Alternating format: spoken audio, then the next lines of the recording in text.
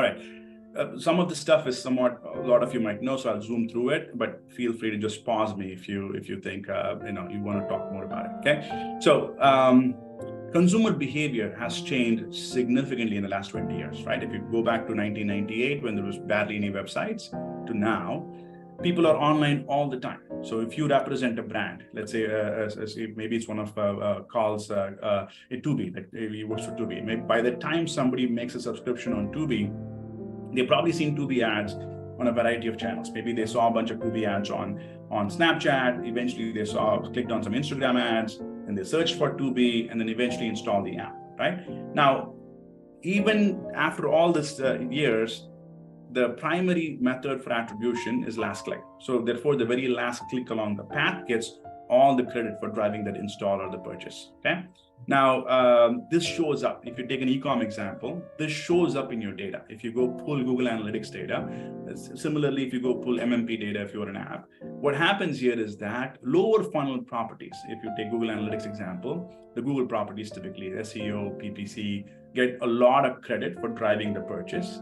And the mid-funnel and upper funnel properties like Facebook and Snap and TikTok and Yelp and whatnot, those guys get undercredited in this scheme, right? Therefore, what happens is it looks like all the lower funnel channels are really what is driving demand for your business, whereas upper funnel is not driving anything. And at your gut, this is kind of like off. If you're a marketer, this is not true, because there's no way people are going to search for your brand if there wasn't already demand and awareness for your brand. So this doesn't sound right, but the data doesn't seem to support what your gut is telling you, right? Number one. Number two, let's say if you see that and say, you know what, that's not great reporting. I'm just going to use the platform's attribution reporting. I'm going to pull reporting from Ads Manager, from Snapchat, Ads Manager from Facebook, AdWords, Google reporting. Then what happens is they all implement their own version of last click, right? So now Snap takes credit for the conversion that it had a chance to see. So does Facebook, so does Google.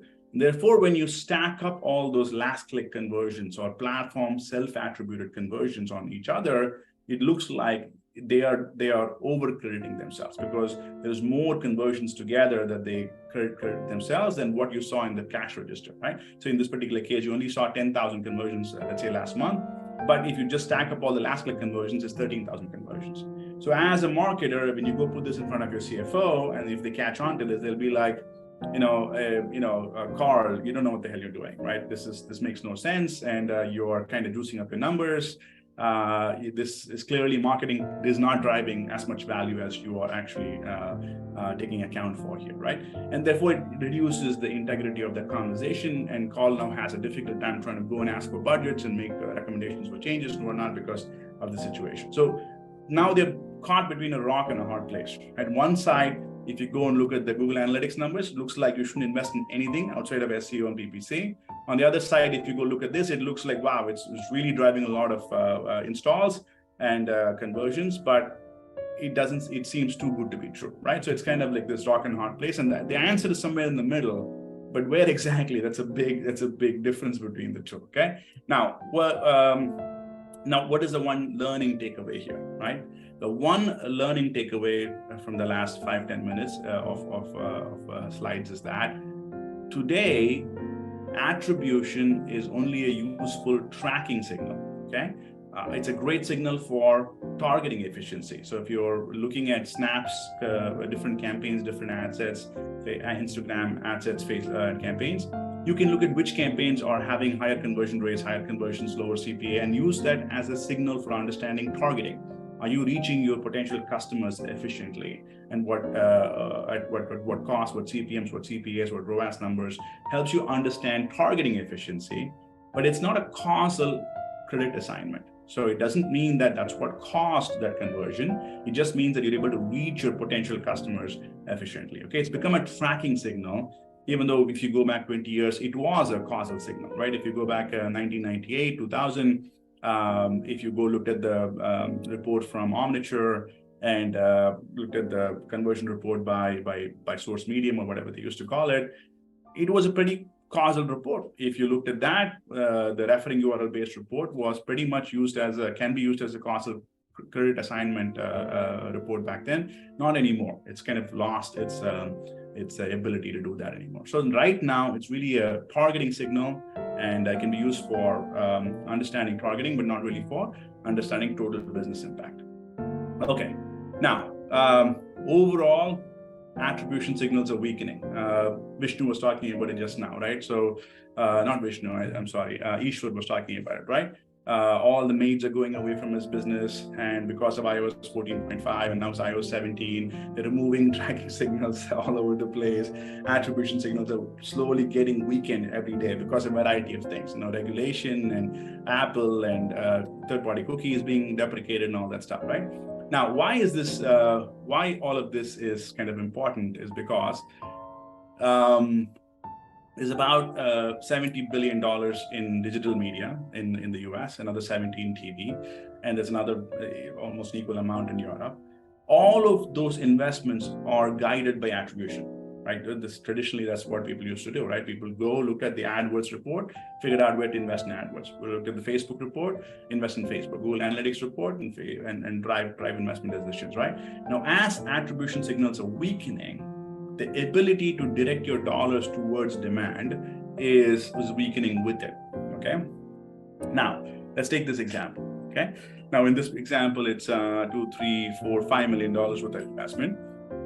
Depending on what your religion is. Let's say your religion is Google Analytics. You're saying, hey, we are very much of a Google Analytics last click shop. That's all we look at.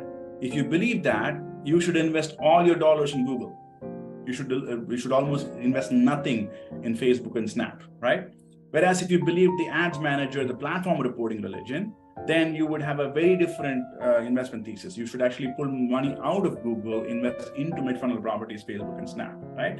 Now, they both cannot be true at the same time, right? Now, you got to pick a religion, and depending on what you pick, you're going to end up in a very different portfolio, very different media mix, and very different business outcomes as a result, okay? It's not that you're wrong. So a lot of people can absolutely believe in Google Analytics and just work with that, but then your portfolio will very quickly become all about lower funnel channels. It'll be about affiliates and AdWords, PPC and SEO and a lot of those kind of channels. It's very hard to make Facebook and TikTok and Yelp and TV work on a Google Analytics basis because they don't just register in Google Analytics, right?